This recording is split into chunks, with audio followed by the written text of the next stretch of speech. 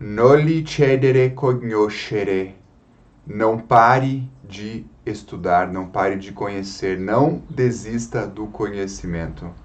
Muito bem, pessoal, estamos iniciando a terceira aula do desafio Aprendendo Latim e hoje eu colocarei a você o método na lousa, já partiremos para o primeiro texto e antes eu quero brevemente relembrar algumas coisas que eu falei na primeira aula e alguns detalhes para você se situar, né, qual é a obra, onde nós vamos nos meter agora. Olha só, eu tinha falado a vocês que esse método ele é como se fosse o Krav Maga da educação. O Krav Maga é uma técnica de defesa pessoal e ela funciona. Veja, o Imi Lichtenfeld, que é um húngaro que criou essa técnica, o Imi ele olhou ali a situação dos judeus na Segunda Guerra Mundial, ele olhou os campos de concentração e ele resolveu inventar, produzir essa técnica. Ele era conhecedor das artes marciais, então ele estudou várias artes marciais, né, e também estudou a física. E ele começou a perceber, olha, tem tipos de defesa, né, de golpes, que é mais eficiente para a defesa, porque as artes marciais elas não foram feitas pensando exatamente na defesa pessoal. Por exemplo, sei lá, você pega o karatê, né? Então a pessoa vai fazer uma apresentação de karatê, ou ela vai lá, tem as suas regras, né? No campeonato de karatê tem as suas regras e etc. No Krav Maga não tem regra. Por quê? Porque a regra é defender a sua família. Não importa o que seja necessário para acontecer isso. É claro, se o agressor não leva risco de vida, não há necessidade de colocar a vida dele em risco. Se o agressor aparece armado, atirando, aí é outra história, né? Então, o Krav Maga ele funciona. E não tem campeonato para Krav Maga, porque senão os lutadores iriam se machucar muito, né? Então, interessante que o Imi, né, esse húngaro que inventou essa técnica, quando Israel, né, o Estado moderno de Israel foi fundado, ele foi chamado para treinar o exército de Israel. Por quê? Bom, porque é de fato uma técnica que funciona. E depois disso, quando ele se aposentou, ele começou a ensinar os civis também, né, as pessoas comuns, os pais de família, as mulheres. Porque é interessante, né?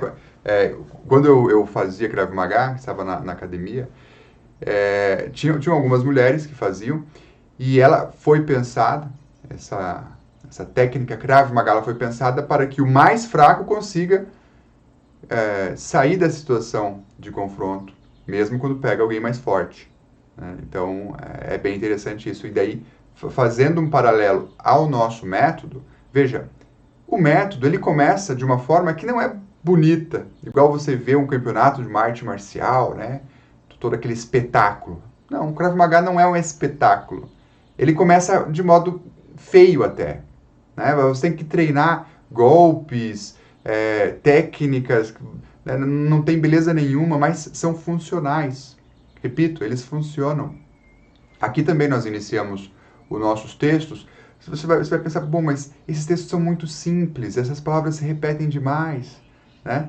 Mas veja, isso não é um espetáculo, né? Isso funciona, porque são essas técnicas, são essas repetições de palavras, repetições de estruturas gramaticais, que vai ficando mais complexo ao decorrer dos capítulos, que vão te levar à eficiência na hora que você for ler.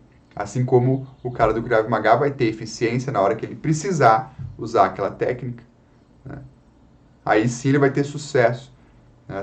Aí sim, digamos, entre aspas, ele vai ficar bonito na foto. Até antes disso não, é treino, né? Coisas que são necessárias, né? E assim por diante, é repetição e assim por diante. Então veja, muitos de vocês talvez já tenham ouvido falar do método natural, né, um método natural do Hans Orber. E eu gostaria de falar, às vezes, você ouviu algum professor, na verdade, eu conheço só um professor, na verdade, que falou mal do método.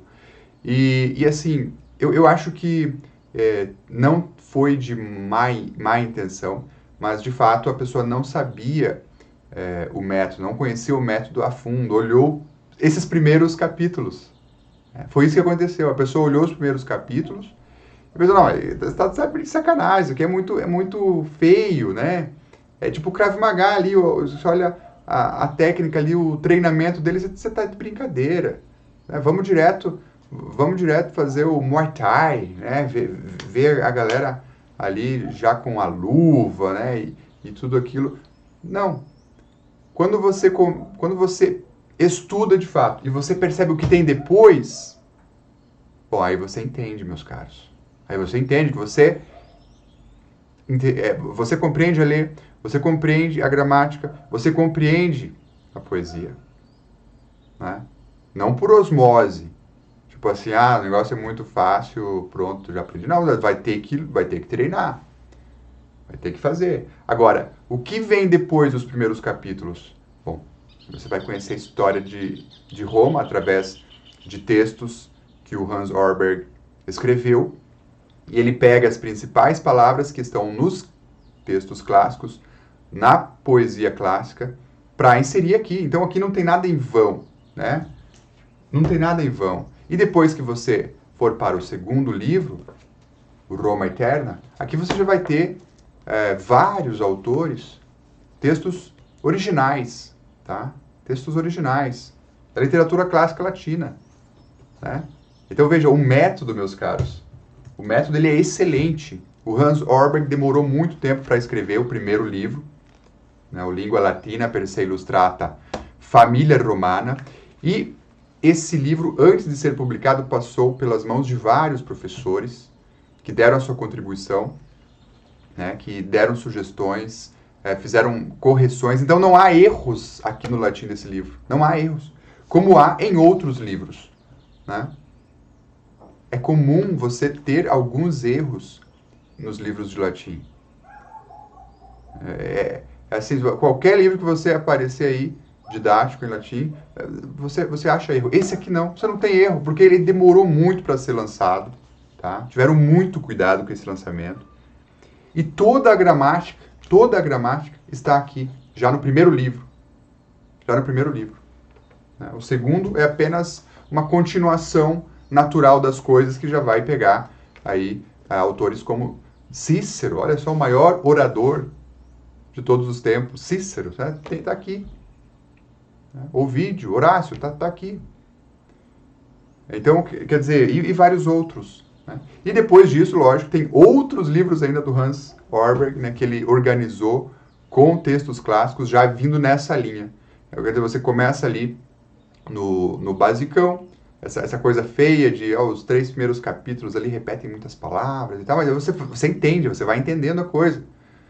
E através dessa prática diária, então você entra nos textos mais complexos e quando você for ao original, aquelas palavras e aquela estrutura gramatical, você já treinou tanto que elas se tornam muito mais simples de você ler.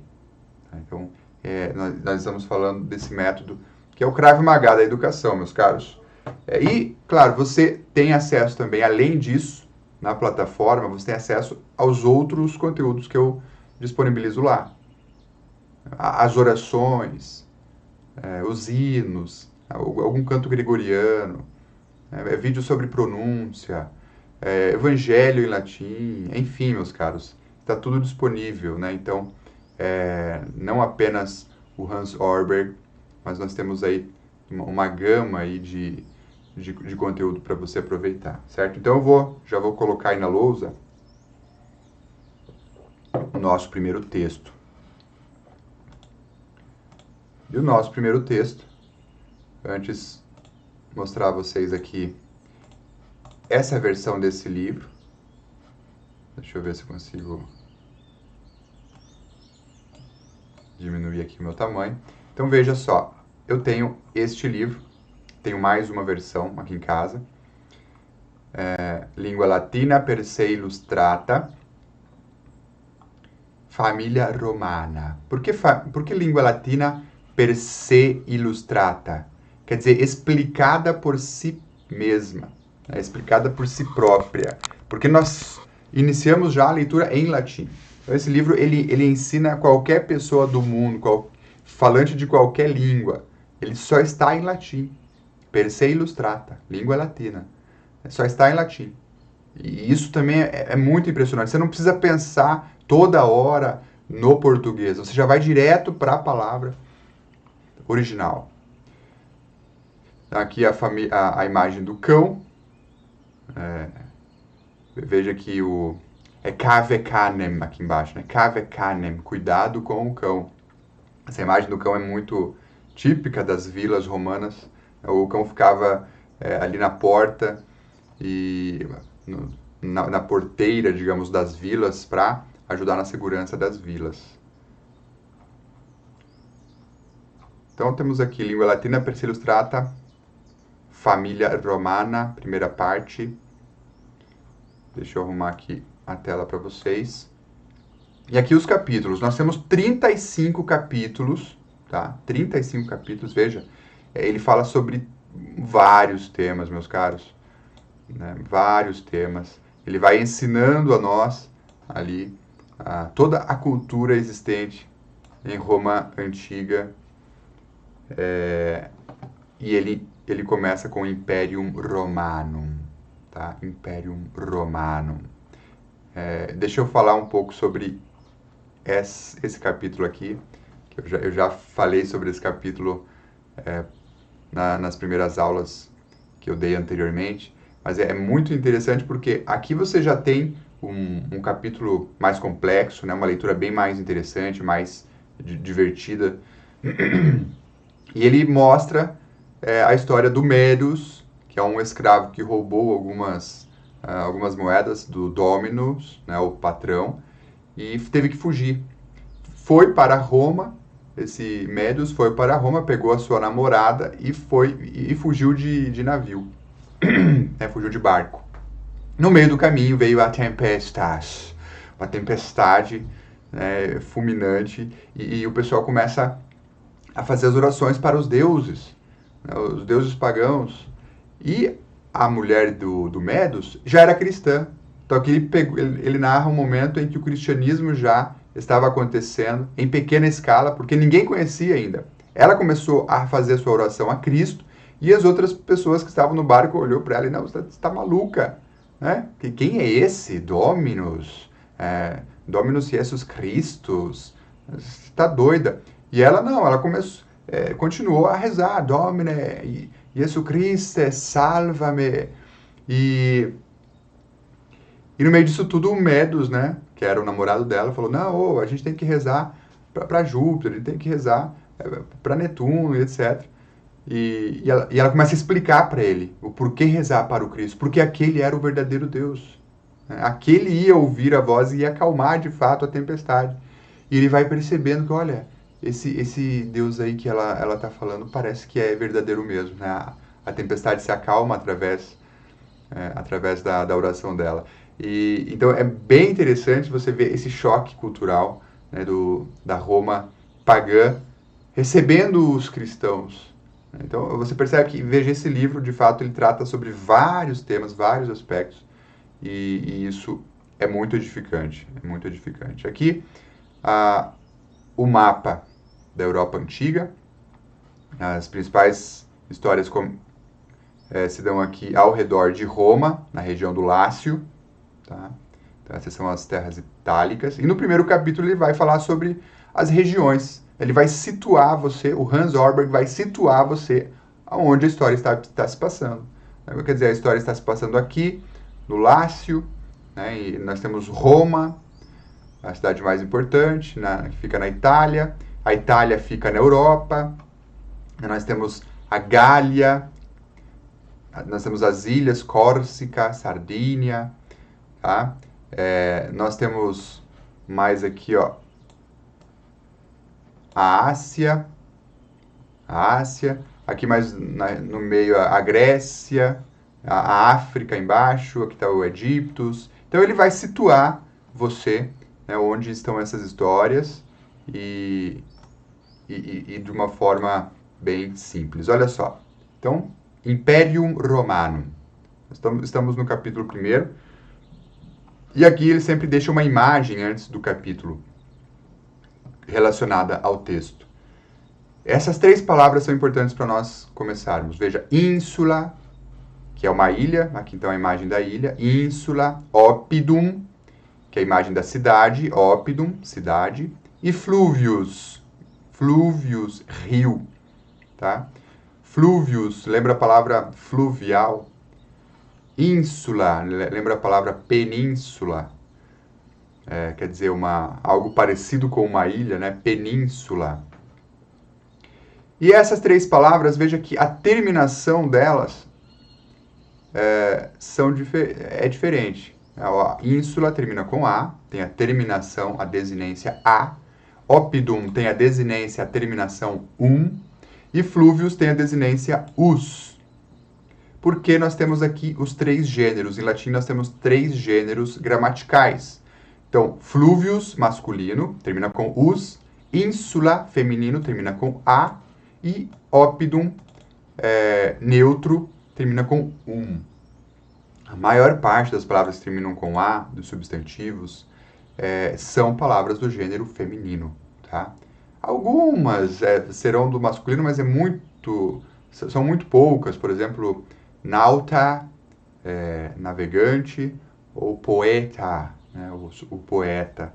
O restante são palavras do gênero feminino. Assim também com o us, né, a maior parte são palavras do gênero masculino, servus, dominus, e oppidum, aqui uma característica das palavras do gênero neutro, palavras que terminam com tá? Nem sempre será assim, mas, grosso modo, é isso.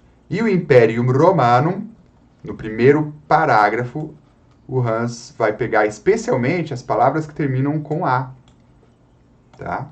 É aquela repetição, aquela frequência que eu comentei a vocês, né, para você ir fixando as coisas. Então, você vai fixando que, olha, as palavras que terminam com A normalmente estão no gênero feminino. Beleza? Então, vamos começar, meus caros. Eu vou fazer aqui a leitura de todo o parágrafo e daí farei a explicação. Roma in Italia est. Italia in Europa est. Grecia in Europa est. Italia et Grecia in Europa sunt. Hispania quoque in Europa est. Hispania et Italia et Grecia in Europa sunt. Já entenderam quase tudo, né, meus caros? Olha só. Roma fica na Itália. O est, ele é um verbo, é o verbo ser, o verbo estar. Aqui o est, de terceira pessoa do singular.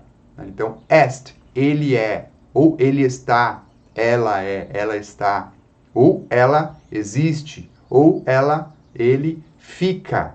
Então, aqui, Roma fica in Italia, na Itália. Italia in Europa est. Bom, se Roma fica na Itália, e a Itália? A Itália fica in Europa, na Europa, certo? Grecia in Europa est. A Grécia fica na Europa. Italia et Grecia in Europa sunt. Opa, agora aparece o verbo no plural. Por quê? O sunt é a terceira pessoa do plural do verbo ser. Porque agora nós temos o sujeito no plural. Nós temos Itália e Grécia. Então, Itália e Grécia ficam. Sunt in Europa. Então, veja a diferença aqui ao lado. Ele coloca o est, está, fica, então, no singular. E sunt, são, estão, ficam, existem, no plural. Est e sunt. E aqui também, tem a diferença do a. Sem esse sinal acima. O que é esse sinal? Veja, aqui nós temos Itália com o sinal. Esse sinal se chama macron.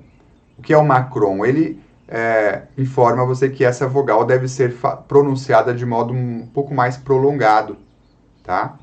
Italia, e não Itália. Italia. Só que veja que a próxima palavra Itália não tem nada. Então você vai falar Itália.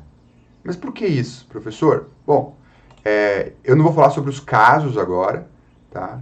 Mas porque eu vou deixar o livro fazer o seu trabalho, né? Ele vai falar sobre o caso ablativo depois, né, sobre o sujeito, etc. Mas só para você saber, é porque as palavras em latim, elas mudam a sua desinência, a sua terminação, a depender da sua função sintática na frase.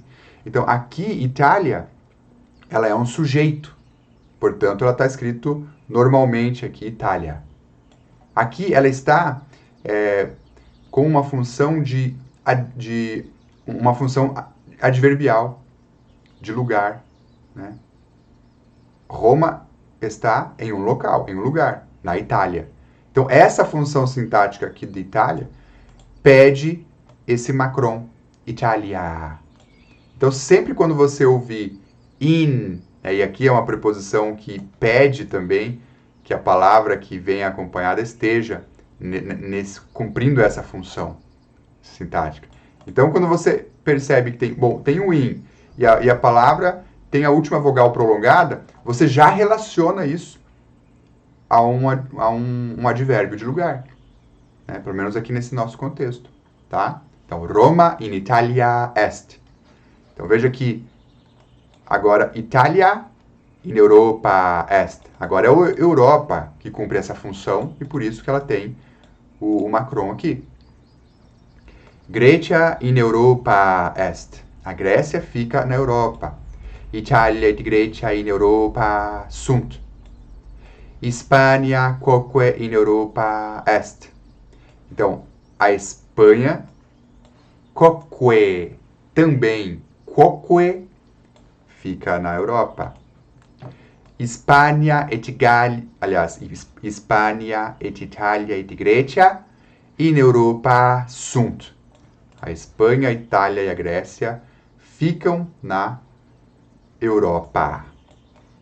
Tranquilo até aqui, meus caros? Bem sossegado, né? A gente vai acompanhando. Veja que aquilo que eu falei a vocês, as palavras vão se repetindo.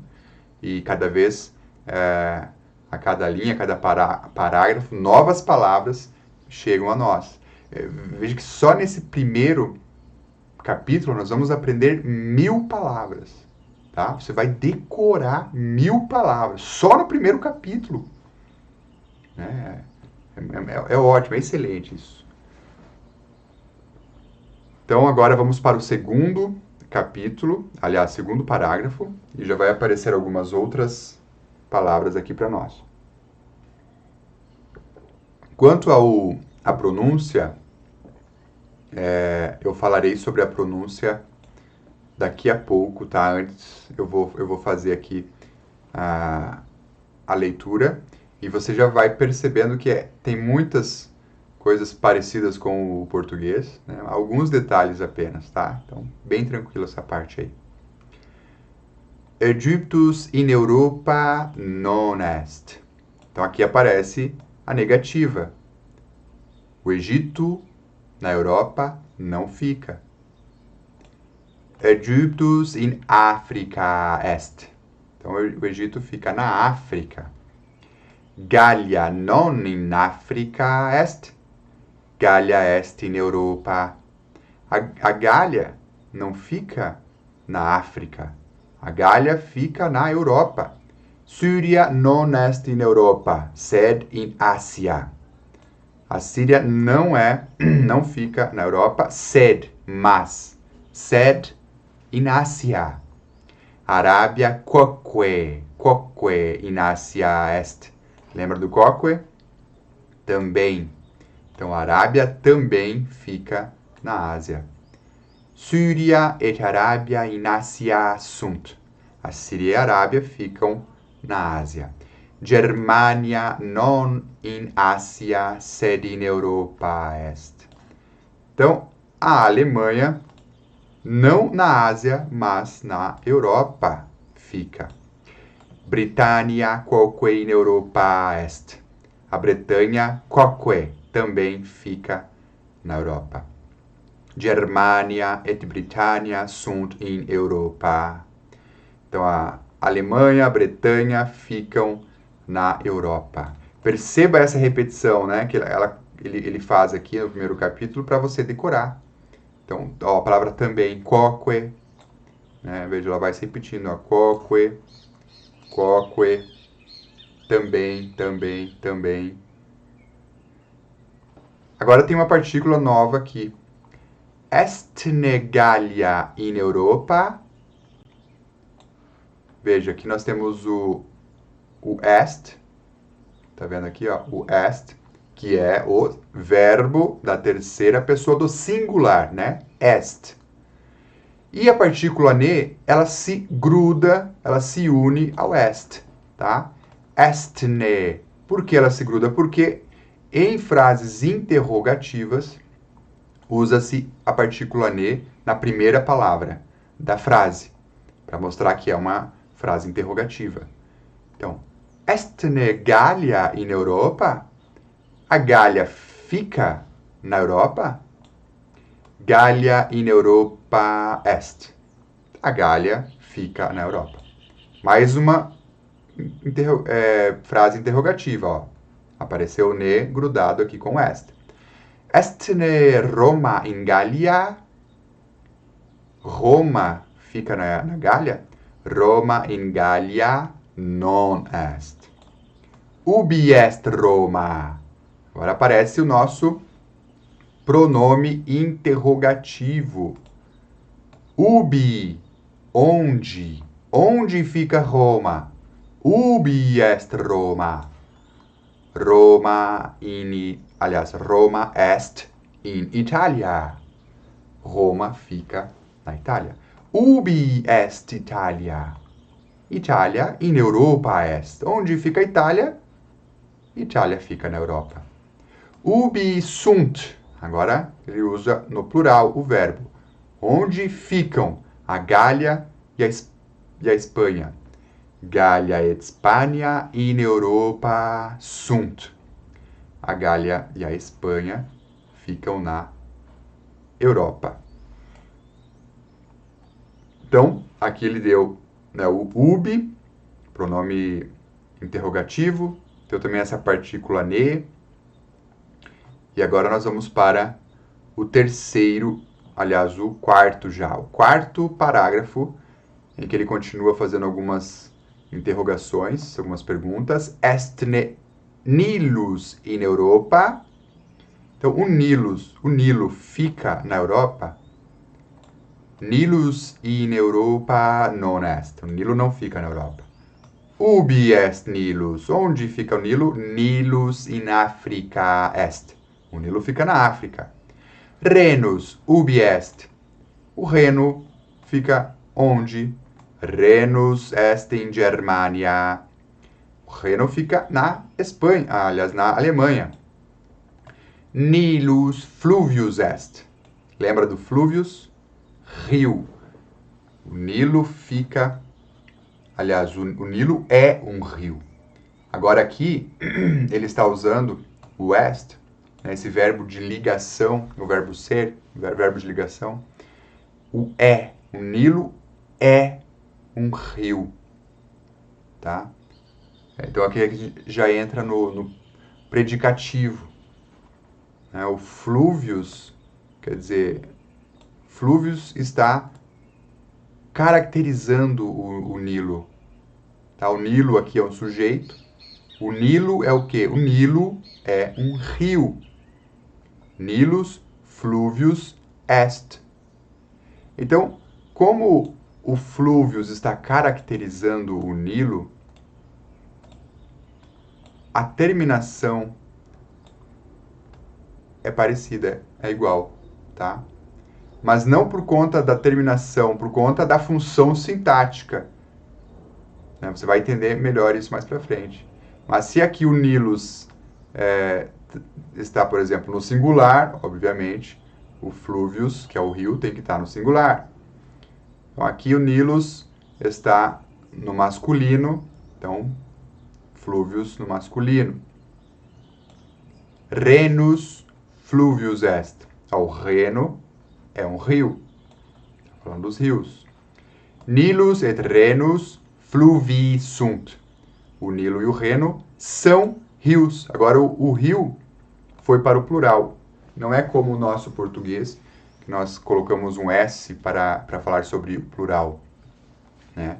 Aqui perceba que do fluvius, do singular, essa terminação us recebe um i no lugar de us. Fluvii, plural, rios.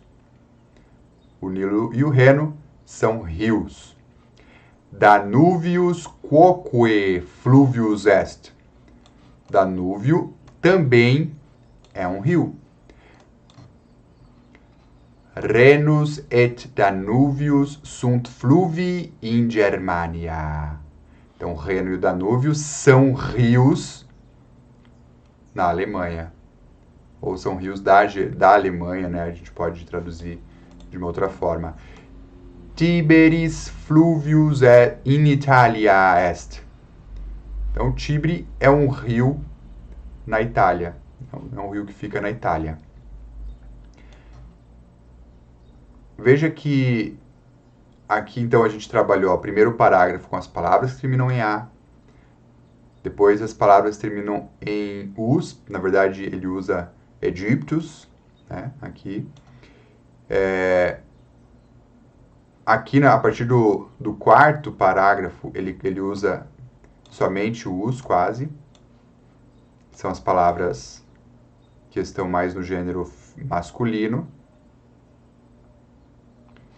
E agora vamos para o próximo parágrafo. Nilus fluvius magnus est. Aqui aparece o adjetivo. Magnus, grande. O Nilo é um rio magnus, grande. Tiberis non est fluvius magnus.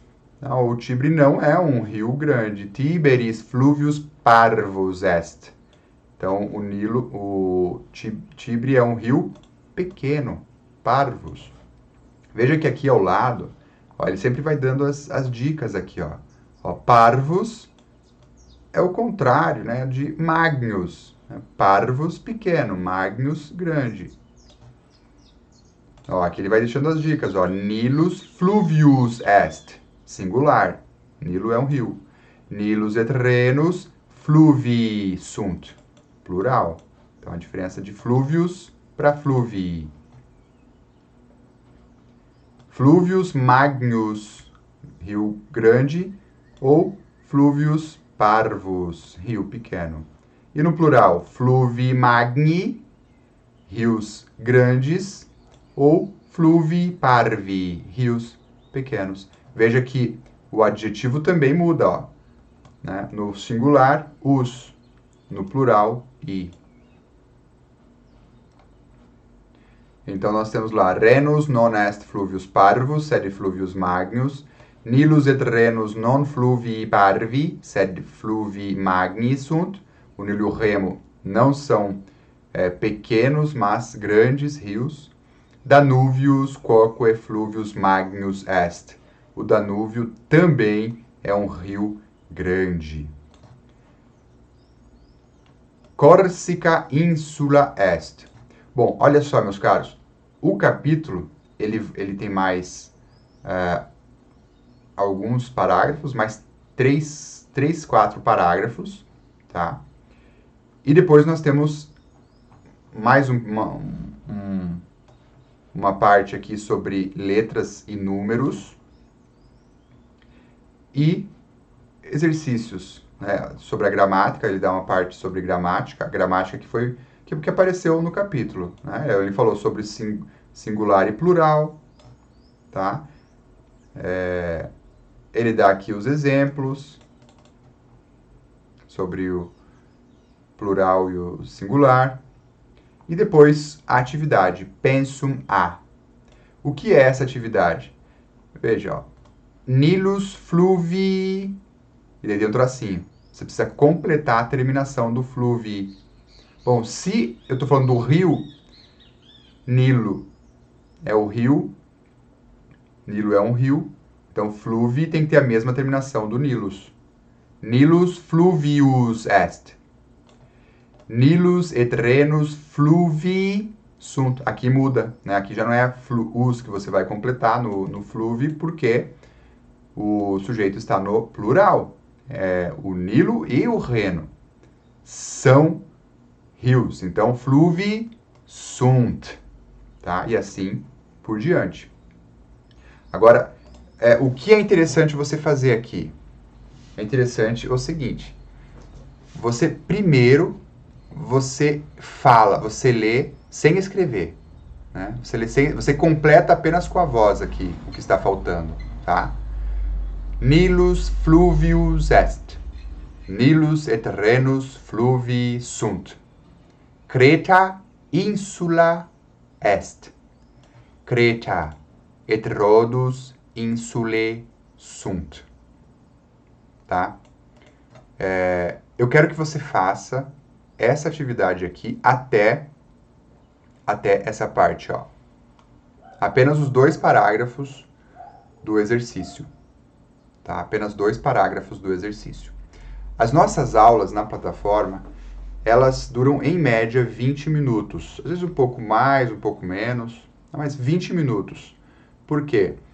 Para você, de fato, aproveitar a leitura, né, e poder perseverar durante os dias. Então, eu não quero que você fique ali longas horas e desista daqui um mês. Não, teu tempo é muito corrido, então são 20 minutos as aulas. Para que você consiga fazer. Né? O que você precisa fazer é se manter nessa perseverança. Você vai estudar 4 vezes por semana, coloca no despertador do celular, deixa ali repetindo, coloca a etiqueta, né, o nome do despertar ali, olha, estudo do latim. E persevere, tá? Perseverando assim, daqui a um ano você termina. Sobre a pronúncia, você vai pegando a pronúncia com, né, o passar das aulas. E na plataforma eu deixo também sempre a leitura do texto completa. Aqui eu fui lendo e fui explicando a vocês. Na plataforma, como eu faço? Eu vou explicando e depois eu tenho um vídeo só da leitura do capítulo. Né? De cabo a rabo a leitura. Então eu começo. Roma in Italia est. Italia in Europa est. Até o final. E você pode ir repetindo também a minha fala para você ir pegando esses detalhes diferentes da pronúncia. Tá? Mas são poucos detalhes, não há muitas coisas não. A gente está trabalhando com a pronúncia tradicional. Então veja, a pronúncia eclesiástica. Roma in Italia est. Veja, aqui não tem nenhum segredo. Italia in Europa est. Grecia. Veja, ditongo a E nós pronunciamos com a vogal E. E o C, quando está seguido do I, ou do E, ou do som de E, como aqui no ditongo E, né? A E se transforma em E. Então fica esse som de T, como a nossa palavra tchau. T. Grecia, Grecia. In Europa est, Italia et Grecia in Europa sunt. O H não é pronunciado. Hispânia. O H só é pronunciado em 2 palavrinhas. Mihi, para mim, e nihil, nada. Então, mihi e nihil. O restante das palavras que aparece o H é mudo, não se pronuncia. Então, Hispânia, quoque in Europa est. Hispânia et Italia et Grecia in Europa sunt. Ó, mais um ditongo aqui, ó, AE. Ou pode ser OE. O ditongo OE também nós pronunciamos como a vogal E, tá? Egyptus in Europa non est. Egyptus in Africa est. Beleza, meus caros. Outros aspectos da pronúncia eu vou falando a vocês no decorrer das aulas. Também na plataforma, há toda... no curso, né, dentro da plataforma, há um vídeo completo sobre os detalhes, mas basicamente é isso, não tem muito segredo não, tá? Então essa foi a nossa primeira aula, né, a nossa breve aula, esses primeiros parágrafos, leia bem, decore, as palavras, o quoque também, sed, mas. Né? Então, persevere nesse início, você captando muito bem as palavras, decorando as palavras agora, você vai ter uma facilidade maior quando nós chegarmos ali no terceiro, quarto, quinto capítulo, que as histórias já ficam mais divertidas, interessantes, complexas, mas você vai conseguir ler com facilidade. Quer ver, ó? Deixa eu mostrar a vocês. Talvez você tenha sentido uma facilidade de entender esses primeiros parágrafos. Quando nós chegarmos mais à frente, deixa eu colocar aqui, ó, mais à frente, perceba que vamos pegar aqui, ó, olha só, já fica mais complexo, mas você vai ter a facilidade que você está tendo agora, no primeiro capítulo.